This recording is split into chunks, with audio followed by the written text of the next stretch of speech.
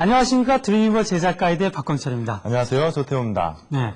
벌써 이 프로그램이 이제 중간 부분을 다루고 있는데요. 이쯤 되면은 해이해지시는 분 계시는 것 같아요. 네. 그런 분들 마음의 고삐를 단단히 하시고 계속 공부하셔야 될 것 같은데요. 요즘은 우리가 이 드림위버를 통해서 문서 기능에 대해서 배우고 있는데 오늘은 또 어떤 내용이 준비가 됐습니까? 네, 오늘은요. 레이어의 활용에 대해서 배울 겁니다. 조금 어려울 수도 있지만 그만큼 재미가 느껴지는 단원이라고 할 수 있겠네요. 그래요. 레이어. 레이어를 이용한다면 우리가 홈페이지를 다면으로 사용하기 때문에 굉장히 편리할 것 같은 생각이 드는데요. 그리고 또 조태호 씨 강의에 이어서 또 파이어웍스에 대해서 조금 알아보도록 하겠습니다. 자, 그러면 본격적으로 드림위버 제작 가이드 출발해 보도록 하겠습니다.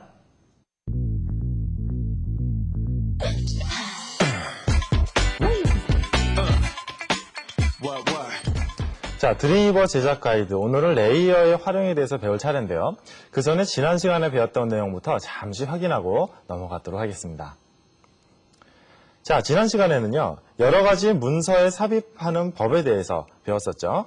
그 중에서 자, 점프 메뉴라는 것을 삽입하는 것에 대해서 다시 한번 연습을 해보도록 하겠습니다. 삽입으로 들어가셔서요. 양식 객체라는 곳에 보시면은요.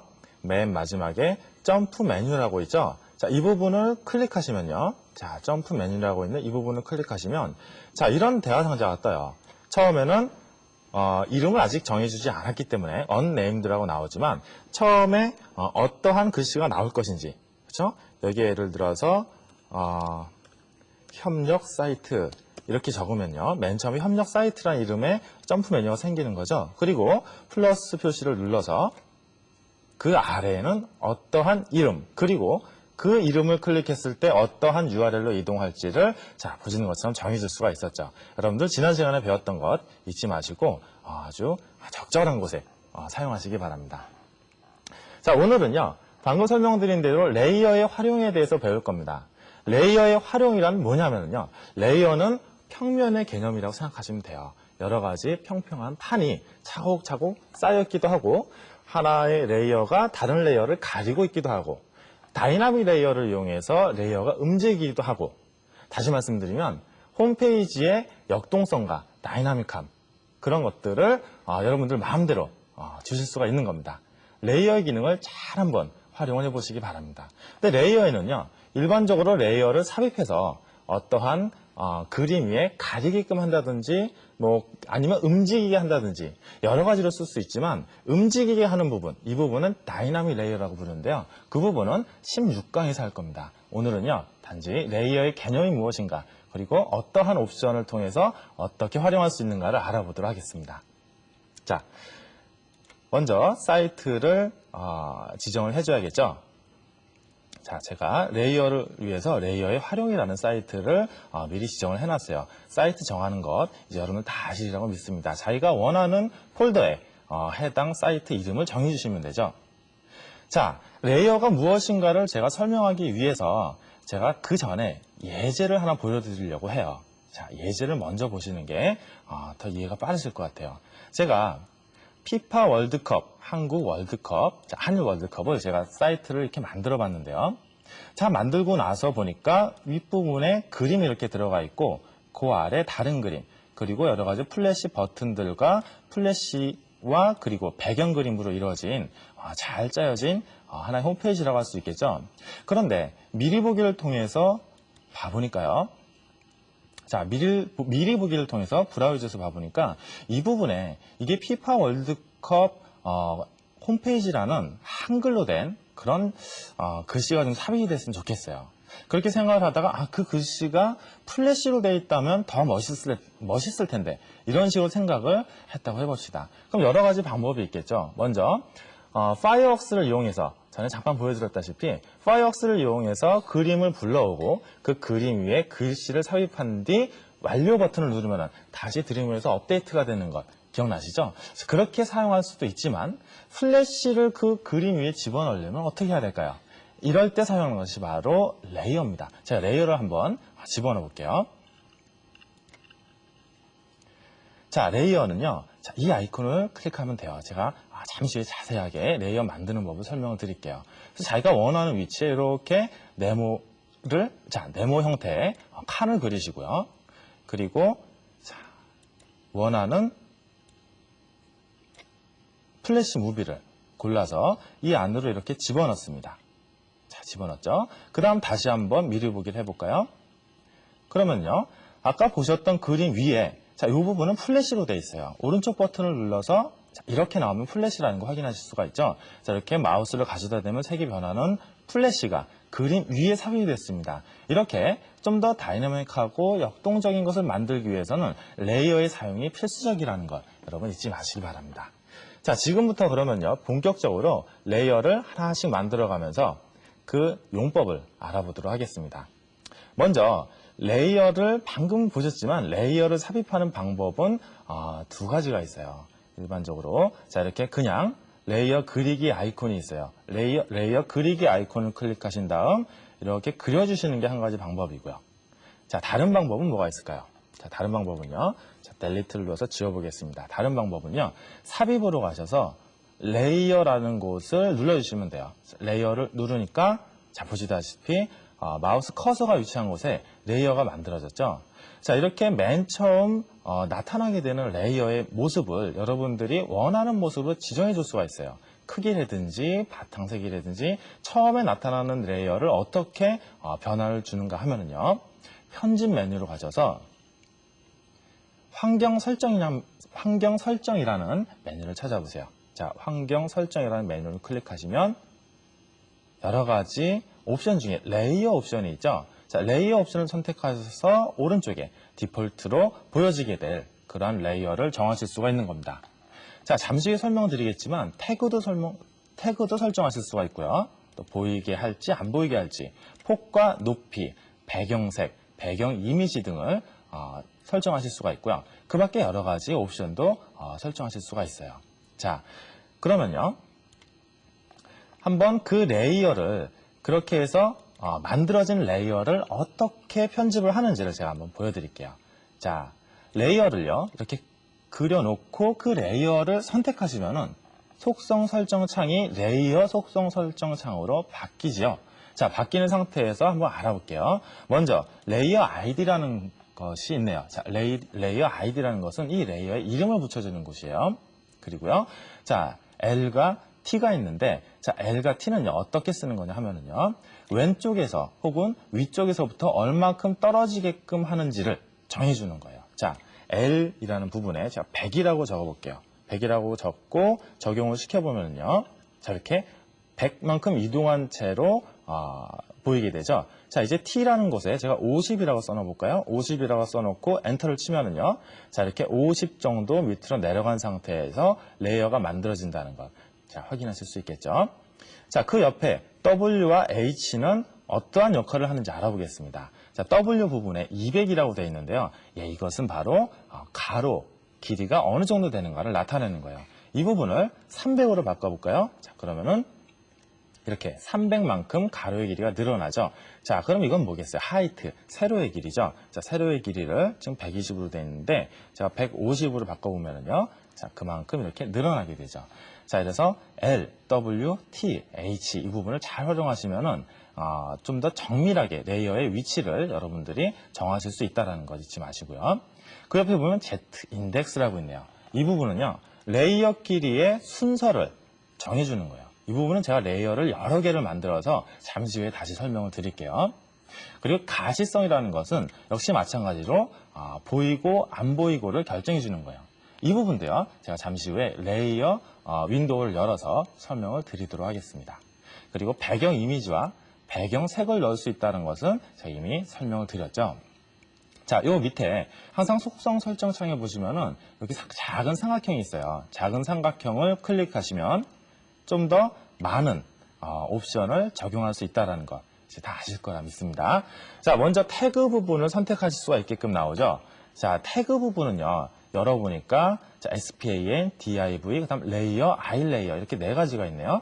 이거는 똑같은 레이어라도 여러분들이 어떠한 태그로 시작하느냐에 따라서 네 가지 레이어가 있다는 것을 말을 해주고 있어요. 그 중에서 첫 번째 것과 두 번째 것, 지금 우리가 사용하고 있는 건 div 태그인데요. 이 두 가지는 넷스케이프나 익스플로러 환경에서 모두 적절하게 사용될 수 있기 때문에 자, 이 부분을 추천해드려요. 자, 이렇게 div라는 것을 선택을 하시고요. 이제 overflow라는 것을 한번 봅시다. 자, 오버플로우라는 곳을 열어보니까 여러 가지가 이렇게 나오는데요. 이 부분은 제가 직접 시연을 하면서 설명을 드릴게요.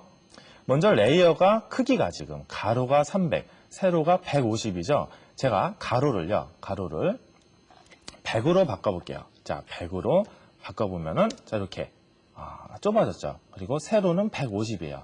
이 상태에서 제가 이 안에 그림을 한번 불러와 보겠습니다. 자, 그림을 부르기 위해서는 왼쪽에 이미지 삽입 아이콘이 있죠. 이미지 삽입 아이콘을 선택하시면 됩니다. 이미지 삽입 아이콘을 클릭하시고요. 지금 어떠한 이미지를 쓸 것인지를 이렇게 설정을 해주고요. 그리고 선택 버튼을 누르시면은 이미지가 이렇게 들어오는 것 여러분도 확인하실 수가 있죠. 자, 그런데요. 아까 기억나시죠? 우리가 레이어의 크기를 자, 가로는 100, 세로는 150으로 했어요. 그렇죠? 자, 가로는 100, 세로는 150으로 했는데 이미지의 크기를 보니까요. 가로가 149, 세로가 323. 이렇게 레이어보다 크죠? 레이어보다 클 경우에 어떻게 할 것인가를 결정해 주는 것이 바로 자, 이 부분, 오버플로우 부분이에요. 먼저 자, 비저블, 디폴트로 비저블이라고 이제 나오는데요. 자, 비저블이라는 것을 선택하신 상태에서 미리 한번 봐볼까요? 그러면 당연히 전체 그림이 다 나와요. 그런데 자, 이 부분을 이렇게 히든으로 선택을 하시고 다시 한번 미리 보기를 해보면은요. 자, 어떻게 나오죠? 레이어의 크기만큼만 나와요. 나머지 부분은 안 나오죠. 자, 이제 다른 걸 한번 선택해 볼게요.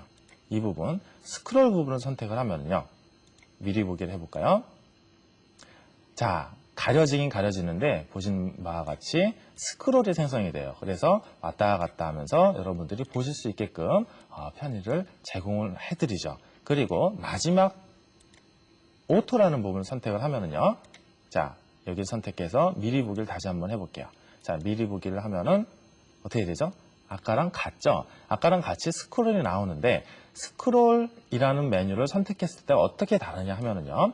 예를 들어서 제가 이 레이어의 크기를 아주 크게 한번 해볼게요. 그림보다 훨씬 크게끔. 자, 이렇게 아주 크게 만들었습니다. 아주 크게 만든 상태에서 스크롤을 선택하시면은요. 자, 미리 보기를 해볼게요. 미리 보기를 하면은 자, 이렇게 레이어가 충분히 큰데도 스크롤이 나와 있어요. 없어지진 않죠. 그런데 오토를 선택하면은요. 자, 오토를 선택하면은 미리 보기를 역시 해볼게요. 이렇게 레이어가 그림보다 클 때는 그 스크롤 바를 없애줍니다. 자, 이러한 역할을 하는 것이 바로 오버플로우 부분이라는 것. 자, 이 부분도 여러분들 잘 활용하시면 멋진 홈페이지 만드실 수가 있을 거고요. 클립 부분은요. 레이어에서 자체적으로 여백을 생성할 필요가 있을 때 그 빈 공간이 어느 정도 될 것인가를 결정해 주는 것입니다.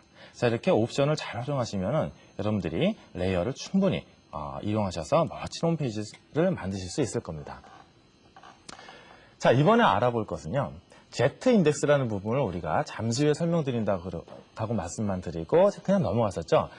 Z인덱스 부분을 어떻게 활용하는지, 그리고요. 가시성 부분, 보이게 하고 보이지 않게 하는 부분을 어떻게 활용하는지에 대해서 알아보도록 하겠습니다. 이 부분을 알아보는 데는요. 윈도우로 가셔서 레이어 메뉴를 클릭하시면 레이어 윈도우가 떠요. 그 윈도우를 이용해서 여러분들이 설정하실 수가 있다는 것 잊지 마시고요. 자, 지금부터 한번 해보죠. 자, 방금 말씀드린 것처럼 윈도우로 가셔서요. 윈도우로 가셔서 레이어라는 것을 클릭을 하시면은요. 레이어라는 것을 클릭을 하시면 이렇게 레이어에 관련된 창이 뜨죠. 지금은 우리가 레이어가 몇 개죠? 하나죠. 하나이기 때문에 단지 하나의 레이어가 나와 있습니다.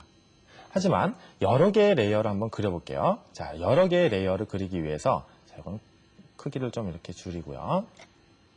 여러 개의 레이어를 그리기 위해서 왼쪽 레이어 그리기 아이콘을 클릭하시고 옆에다 이렇게 그려봤어요.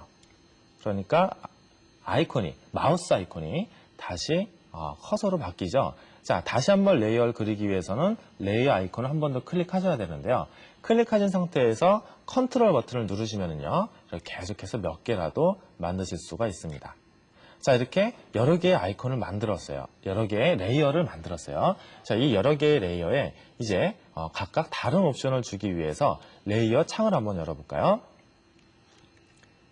자, 이 레이어를 선택하시면은 레이어 창이 열리죠. 첫 번째 레이어에는 그냥 사진이 들어있는 채로 놔둘게요. 다만 Z 인덱스가 몇인가를 한번 확인을 해보죠. 자, Z 인덱스가 1로 돼 있죠. 자, Z 인덱스가 1로 돼 있습니다. 두 번째 레이어를 한번 봐볼까요? 자, 두 번째 레이어를 보니까 아직 아무런 옵션도 설정하지 않았지만 Z 인덱스가 2로 돼 있어요. 그렇죠? 자, Z 인덱스가 2로 돼 있는 이 부분은요, 우리가 이름을 기억하기 위해서 이름을 자, 레드라고 정하고 배경색을 빨간색으로 한번 칠해 볼게요. 자, 이렇게 보시면은 레이어가 지금 이름도 정해졌고 배경색도 정해졌다는 걸 아실 수가 있죠. Z 인덱스가 2였습니다. 그리고 세 번째 레이어를 클릭을 해볼게요. 자, 세 번째 레이어를 클릭하시고 이번에는요, 레이어 이름을 자, 블루라고 정해주고요. 배경색을 파란색으로, 자, 파란색으로 정해보겠습니다. 자, 그럼 Z 인덱스는 3이고 배경색은 파란색이죠. 마지막 네 번째 레이어를 클릭하시고요. 이름을요, 옐로우라고 해보겠습니다. 자, 옐로우라고 정하시고 그리고 배경색도 노란색으로 해보죠. 그러면요, Z 인덱스가 4인 네 번째 레이어가 생겼죠. 자, 이제 한번 봐보세요. Z 인덱스가 왼쪽부터 차례로 어떻게 있었죠? 1, 2, 3, 4였죠. 자, 첫 번째 레이어 1에는 사진이 들어있었고 그 다음 레드 레이어, 블루 레이어, 옐로우 레이어가 Z 인덱스의 숫자가 크면 클수록 윗부분에 이렇게 위치를 한다는 것을 발견하셨는지 모르겠네요. 자, 이렇게 복잡한 내용을 이 레이어 윈도우가 한꺼번에 보여주고 있습니다. 자, 지금 우리가 레이어 1, 그림이 들어있는, 사진이 들어있는 레이어 1, 그리고 빨간색 레이어, 파란색 레이어, 노란색 레이어 이렇게 네 가지를 만들었고요. 그리고 1, 2, 3, 4라는 Z 인덱스 번호를 가지고 있죠. 자, Z 인덱스 번호가 가장 낮은 레이어 1이 지금 가장 밑에 위치하고 있고요. 점점 붉은색, 파란색, 노란색이 Z 인덱스의 단위가 높기 때문에 윗부분에 위치한다는 것을 느끼셨는지 모르겠네요. 자, 이렇게 다른 레이어보다 Z 인덱스가 큰 경우는 자, 이렇게 위에 위치한다는 것을 잊지 마시고요. 자, 그러면 이 빨간 부분에 자, 이 숫자를 한번 변경을 해봐서 이 빨간 부분의 레이어가, 레드 레이어가 위로 올라오게 하려면 어떻게 하면 될까요? 자, 이 Z 인덱스의 숫자를 5로 바꿔보세요. 그러면은 가장 높은 숫자가 되겠죠? 자, 엔터를 쳐서 적용을 시키면은요. 자, 보이시죠? 빨간 레이어가 노란색 레이어보다 상위에 위치해 있습니다. 자, 파란색 레이어를 이제 위로 올라오게 해볼까요? 자, 그럼 파란색 레이어를 선택하시고요. 자, 이 부분의 숫자를 더 큰 숫자로 6으로 바꿔볼까요? 자, 그러면요. 엔터를 치면 파란색 레이어가 위로 올라온다는 거 보시면서 확인하시기 바랍니다. 자, 그러면요. 아까 가식성, 비저블과 인비저블이 어떻게 활용할 수 있는지 제가 이 레이어 윈도우를 보면서 설명을 드린다고 했었죠. 자, 이 부분이에요. 이 부분에 보시면은요, 눈동자 아이콘이 있는데, 자, 이 눈동자 아이콘을 클릭하면은 감은 눈동자 아이콘이 나타나면서 없어져요. 자, 파란색 레이어가 없어졌죠? 빨간색 레이어도 누르면 없어지네요. 그리고 노란색도 없어지고요. 다 없애게끔 할 수가 있어요. 자, 이 윗부분을 클릭하시면 다시 다 보이고요. 이 중에서 빨간색만 없애겠다 하면은 이 빨간색만 눌러주시면, 자, 빨간색 부분이, 자, 없어지는 거죠. 그쵸? 자, 이런 식으로, 설정을 하시고요. 다시 레이어의 속성을 보시면은, 블루 레이어가 지금 보이게끔 설정이 됐기 때문에, 자, 가식성이 비저블로 나와 있죠. 자, 이런 식으로, 이렇게 속성 설정 창에서 바꾸실 수도 있지만, 레이어 윈도우를 통해서도 멋지게 여러분들이 바꾸실 수가 있습니다. 자, 오늘은요, 이렇게 해서 레이어의 활용에 대해서 알아봤습니다. 여러분들 다이나믹하고 역동적인 홈페이지를 플래시나 다른 프로그램 없이 사용하려면 이 레이어를 잘 활용하셔야 된다는 거 잊지 마시고요. 내일은요, 드림위버와 플래시가 어떻게 연동이 되고 어떻게 호환이 되는지에 대해서 배워보도록 하겠습니다. 감사합니다.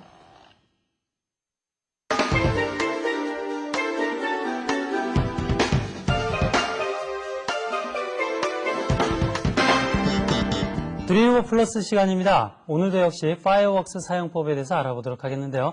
지난 시간에 우리가 파이어웍스를 통해서 그림에 글자를 삽입하는 방법을 알아봤습니다. 오늘은요, 삽입된 그 글자를 예쁘게 변형을 시켜보는 방법을 한번 알아보도록 하죠. 우리가 홈페이지 디자인을 할 때요, 메인 페이지나 혹은 그 안에 있는 어떠한 이미지에 글자를 삽입하고 또 그 글자를 꾸미는 거 상당히 많이 볼 수 있는데요. 글자만 꾸미더라도 그 홈페이지의 느낌이 많이 달라지곤 합니다. 자, 어떻게 글자를 꾸밀 수 있는지 함께 한번 화면을 통해서 알아보도록 하죠. 먼저 그 기본 그 배경 이미지에다가요, 글씨를 하나 넣습니다. 자, 글씨를 뭐 적당한 글씨를 하나 넣어보죠. 자, 뭐 인사를 한번 해볼까요? 헬로우라고. 네, 헬로우라고 이렇게 글씨를 삽입을 하고요. 그리고 나서 적당한 글씨 크기를 조절을 해줄 수도 있고요. 글씨 크기를 조절하기 위해서는 먼저 글자를 블록으로 지정을 해놓고, 그리고 크기 조절 바를 통해서 글씨 크기를 조절할 수가 있죠. 그래서 원하는 글씨 크기를 조절하고 또 뭐 모양이나 그런 것들을 조절할 수가 있었습니다. 자, 이렇게 조정을 한 다음에요. 그 다음에 이번에는요, 이렇게 조정이 끝난 상태에서 물론 이거를 다시 텍스트 에디터 더블 클릭을 해서 이 창에서 크기를 조절할 수도 있지만 다른 방법으로 조절을 한번 해보죠. 왼쪽에 도구 모음을 보면요, 스케일 버튼이 있습니다. 바로 이 스케일 버튼은요, 우리가 어떠한 선택한 오브젝트를 크기를 크게 하거나 또 변형을 할 때 사용하는데요. 선택을 해주면은 끝에 이렇게 외곽 점들이 나타나죠. 그래서 이 점들을 끌어주면은 글씨가 크게 하거나 혹은 작게 하거나, 물론 글씨뿐이 아니라 여러 가지 다른 오브젝트들도 가능하고요. 그래서 글씨를 크게 할 수도 있고요. 또 이 선에 가져다 대면 회전을 할 수 있는 버튼이 나옵니다. 그래서 클릭해서 회전을 시킬 수 있습니다. 그래서 원하는 모양대로 이렇게 회전을 시킬 수도 있고요. 편집이 끝난 다음에는 글자 위에서 더블 클릭을 하게 되면 편집이 간단하게 끝나게 되는 거죠. 이렇게 간단하게 글자를 회전시키고 또 크기를 조절할 수가 있는데요. 자, 이번에는요, 어떤 패스를 따라가는 글자를 한번 만들어 보도록 할게요. 이게 무슨 얘기냐면요, 우리가 원형이라든지 사각형이라든지 아니면 별 모양이라든지 어떤 도형을 그림을 그려놔요. 그리고 그 도형의 외곽선을 따라서 이렇게 글자가 이렇게 쭉 들어가면 굉장히 이쁠 때가 있죠. 그래서 도형 따라 어떻게 글자를 입력시킬 수 있는지 한번 알아보도록 하겠습니다. 먼저 글씨를 입력해 둡니다. 자, 글씨를 원하는 글씨를 화면에다 그냥 입력을 해두는 거죠. 헬로, 뭐 웰컴 투 마이 홈페이지 해보죠. 자, 웰컴 투 마이 홈이라고 입력을 합니다. 자, 이렇게 입력을 하고요. OK 버튼 눌러주면은 지금 글씨는 이렇게 일직선으로만 되어 있는 걸 볼 수가 있죠. 그런데 우리가 어떤 특정한 그런 모양새를 두고서 이 글씨를 한번 어떤 곡면을 이렇게 흘러가는 그런 모양을 한번 해보죠. 자, 먼저 도형을 하나 그려놓습니다. 자, 원형 도형을 이렇게 하나 그려놓고요. 자, 이 원형 도형을 그려놓고서 이 도형을 따라서 움직이는 그러한 글씨를 만들어 보겠다는 겁니다. 그러니까 웰컴 투 마이 홈이 이 원형의 외곽선을 따라서 이렇게 올라가게끔 만들어 주자는 거죠. 그래서 좀 모양새를 뭐 스케일 툴을 이용해서 자, 회전도 시킬 수가 있겠고요. 한번 만들어 볼게요. 그럼 먼저 어떻게 하냐면요, 이 도형, 그러니까 흘러가게 만들어줄 도형을 선택하고, 그리고 또 흘러가게 만들 글자를 동시에 선택해야 되는데, 2개 이상의 도형을 선택할 때는 Shift 키를 누른 상태에서 클릭을 해줍니다. 자, 그러면 이 글자와 이 도형 2개가 동시에 선택이 됐죠. 이렇게 동시에 선택이 돼 있는 상태에서 메뉴에 보면 텍스트 메뉴를 볼 수 있는데요. 이 텍스트 메뉴를 클릭하면은 그 아랫부분에 Attach to Past라는 그 메뉴를 볼 수가 있습니다. 그러니까 패스를 따라서 글씨를 움직이게 만들겠다. 글씨를 맞춰주겠다라는 의미가 되겠죠. 그래서 Attach to Pass를 선택하게 되면 간단하게 글씨가 이 도형 위에 올라가져 있는 모습을 볼 수가 있습니다. 자, 시작점은요, 항상 이 도형의 기준점을 통해서 여기서부터 시작이 되는데요. 이 글씨를 좀 오른쪽으로 옮기고 싶다고 할 때는요, 오브젝트 패널을 보게 되면은 이 오브젝트 패널 아랫부분에 텍스트 투 옵셋이라는 부분을 볼 수 있죠. 이 텍스트 옵셋 부분에서 이 설정 값을 예를 들어서 뭐 한 30 정도라든지 혹은 뭐 40 정도 이렇게 입력을 하게 되면은 자, 글씨가 이렇게 옮겨지는 것을 볼 수 있습니다. 그래서 어떠한 특정한 도형에다가 이렇게 그 도형 외곽선을 따라 흐르는 글자를 만들 때는 간단합니다. 도형 먼저 그리고 또 텍스트와 도형을 둘 다를 선택한 다음에 텍스트 메뉴를 통해서 Attach to Pass를 선택해주면 간단하게 그 도형을 따라 흐르는 글자를 만들 수 있다는 것 알아두시면 좋을 것 같습니다. 자, 우리 간단하게 이렇게 글자를 변형을 시켜봤는데요. 이번에는 글자의 효과를 한번 줘보도록 하겠습니다. 글자의 효과 주는 방법 매우 간단한데요. 우리 지난 시간에 어떤 스타일이라든지 이펙트 효과를 줬었죠. 글자에도 역시 그러한 효과를 줄 수가 있습니다. 먼저 내가 주고자 하는 글자를 선택해 줍니다. 자, 이렇게 선택이 되어 있는 상태에서요. 그 상태에서 이펙트 패널을 보게 되면요. 오른쪽에 있죠. 이 이펙트 패널을 보면 여러 가지 이펙트를 줄 수가 있는데 이 상태에서 우리 그림자 효과를 한번 줘보도록 하죠. 아랫부분에 섀도우 앤 그로우 부분에서 드롭 섀도우를 한번 줘보도록 하겠습니다. 자, 드롭 섀도우를 주게 되면은 어느 정도의 그림자의 강도라든지 그리고 또 그림자와의 거리라든지 그런 것들을 조절할 수 있고요. 여러분께서 원하는 설정이 끝난 다음에는 바깥쪽을 클릭해주면 되죠. 그럼 드롭 섀도우 효과가 됐다는 것을 볼 수 있고 간단하게 이 글자 밑에 지금 그림자가 쭉 들어가 있는 거 볼 수 있습니까? 네, 이렇게 간단하게 글자의 그림자를 삽입할 수가 있습니다. 자, 이번에는요, 우리가 글자를 크기를 변경시키고 또 글자의 모양도 변경시키고 또 글자 효과도 줘봤는데요. 이 글자는요, 벡터 형태로 저장이 되어 있곤 하지만 우리가 글자의 외곽 글꼴을 변경시킬 수는 없습니다. 그러니까 글자의 한 글자 한 글자에 어떤 특이한 모양을 주고자 할 때는요, 그럴 때는 우리가 이 글자를 벡터 형태로 바꿔줘야 하는데요. 그걸 어떻게 해서 글자를 모양새를 바꿔줄 수 있는지 한번 알아보도록 하죠. 예를 들어서 이 이야기입니다. 지금 H hello라고 되어 있는데요. 이 hello, 이 H자를 조금 모양을 희한하게 바꿔주고 싶다. 그럴 때는요. 이 오브젝트, 이 글자를 선택한 상태에서 텍스트 메뉴를 선택합니다. 텍스트 메뉴를 선택하게 되면 그 아래에 Convert to Pass라는 것을 볼 수가 있는데요. Convert to Pass를 선택해 주면은요. 자, 우리 외곽선에 이렇게 그 선이 없어졌죠? 자, 이 상태에서 하나하나 글자를 한번 바꿔보도록 할게요. 자, 글자를 바꾸기 위해서 왼쪽의 툴박스에서 우리 벡터 편집 툴, 바로 이 툴, 서브 셀렉션 툴을 선택해 줍니다. 서브 셀렉션 툴을 선택하고 H자를 선택해 보니까 어떻게 됩니까? 외곽에 점들이 나타나죠? 이 상태에서 끌어주는 거예요. 자, H자를 이렇게 내가 원하는 대로 모양을 끌어서, 네. 별로 이뻐지진 않는데요. 이렇게 마음껏 자기가 글자를 바꿔줄 수 있다는 거예요. 그래서 이 기능만 이용한다면 여러분들이 여러분만의 그런 글자를 편집해 줄 수가 있겠죠. 그래서 내 홈페이지에 나만의 어떤 캐릭터, 나만의 그 모양새를 주겠다 그럴 때는 아주 효과적으로 글자를 편집해 볼 수 있지 않은가 그런 생각이 듭니다. 자, 우리가요, 이렇게 글자 편집을 여러 가지 기능을 해봤는데요. 이 글자 편집만 해보면 여러분들이 홈페이지가 멋져지고 또 깔끔해진다는 것을 느낄 수 있을 것 같습니다. 자, 오늘 이 드림위버 제작 가이드에선 드림위버를 통해서 레이어 효과 그리고 또 파이어웍스에서 글자 변형을 공부해봤는데요. 여러분께서 직접 해봐야지 여러분 것이 되는 거 명심하시고요. 궁금증이 있으시면 아래 게시판에 질문 남겨주시기 바랍니다. 자, 그럼 저는 다음 시간에 뵙겠습니다. 안녕히 계십시오.